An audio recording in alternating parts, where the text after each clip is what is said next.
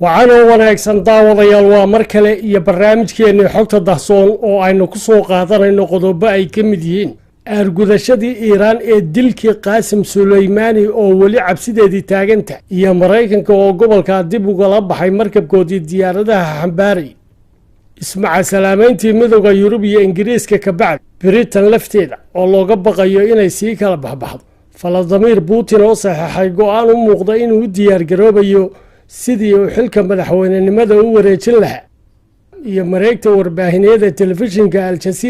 aljasiira.net oo noqotay tii sanadka macluumaad kale ayaa raaci doona ku soo dhowaada barnaamijka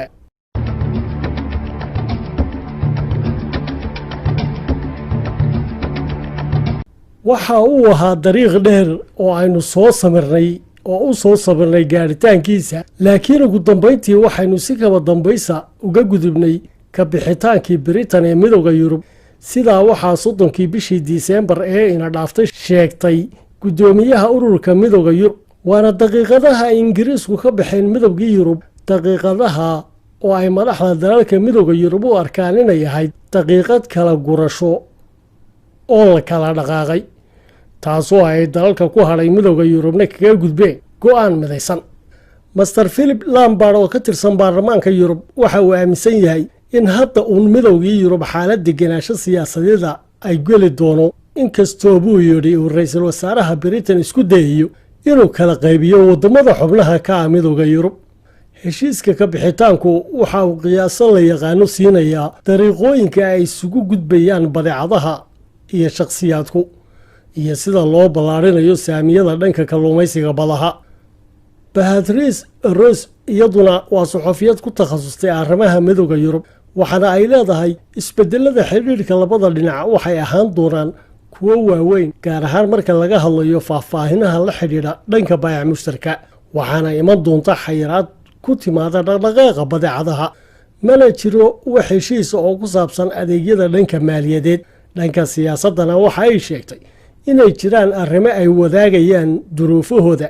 sida amniga iyo siyaasadda arrimaha dibadda inkastoo uu haddaba midowda yurub haatan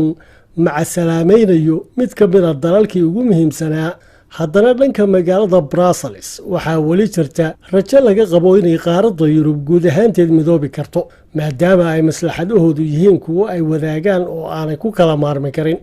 dhanka dalka ingiriiskana dadweynaha waddankaasi waxa ay qabaan in ra-iisul wasaare boris johnson uu qaaday tallaabo muhiima oo ugu dambaynta ka dulqaaday waxay u arkaan culays uu ku hayay xubintii ay ka ahaayeen midowda yurub laakiin marka ay arrintu tahay dhanka gobolka scotland dadweynaha halkaa ku noole waxa ay qabaan inay maslaxadoodu ahayd inay ku sii jiraan midowda yurub iyaga oo ka aaminsan go-aanka ka bixitaanka midowda yurub mid dib u laabasho ah oo aan la jaan qaadaynin wadciga dhabta ah ee qaaradda ka jira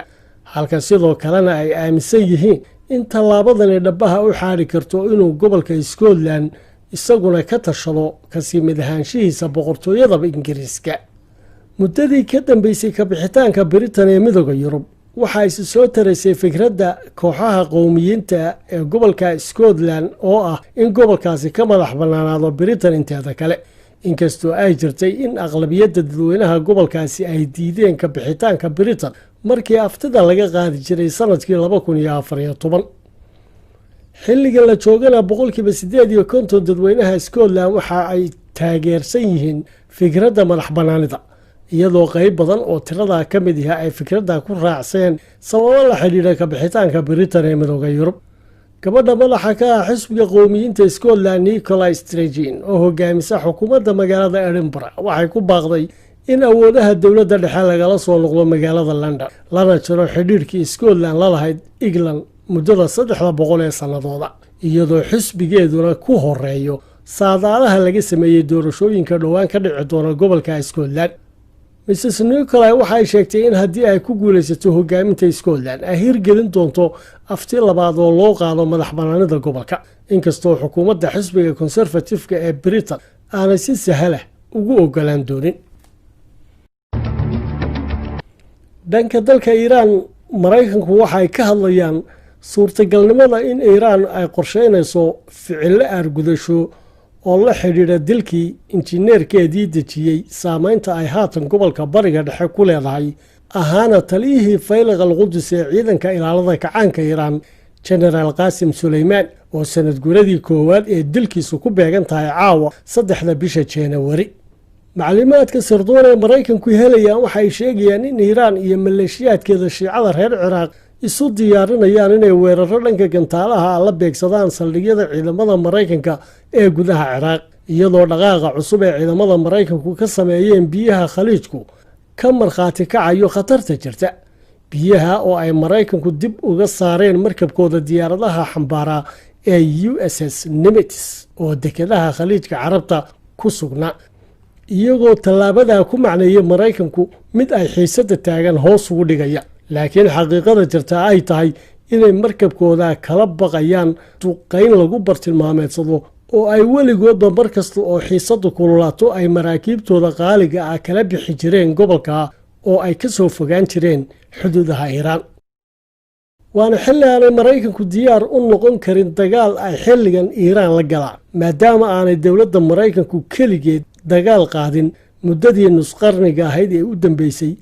sidii loogu jabiyey dagaalkii Vietnam oo xilliganna aanay Maraykanku haysan taageeradii wadamadii reer Yurub ee dagaalada la qaadi jiray kuwaas oo iyaguna taageersan heshiiskii barnaamijka nukliyeerka Iiraan. wadamada Carbeed ee gobolka deganina aanay laftoodu ka raali noqonaynin colaad noocaas oo dhulkooda lagaga duulo Iiraan amaba lagala dagaalamo. allahayow cadiimow casiisow jabbaarow rabbigii candhuuftii cadyar naga abuurow kaan caabudnaayeen ciidda ugu sujuudnow caam ahaan adduunkii cudur baa haleelo cududda iyo xooggii hub caddaanu haysto laysaga cabsiiyiyo culimmadii aqoontiiyo colkii saynisyahankii cilmi baadhayaashii xag kastaba u cararo weli way cakirantee cadaabiye jannaalow cirdarroorshihii carradoo mid dhimatee dibisoo cagaarshow carruur koryihiiyow risa cayimihiiyow cidduu raba u buuxshow calaacalaha taagnay caafimaad sareecana nagu caymi eebbow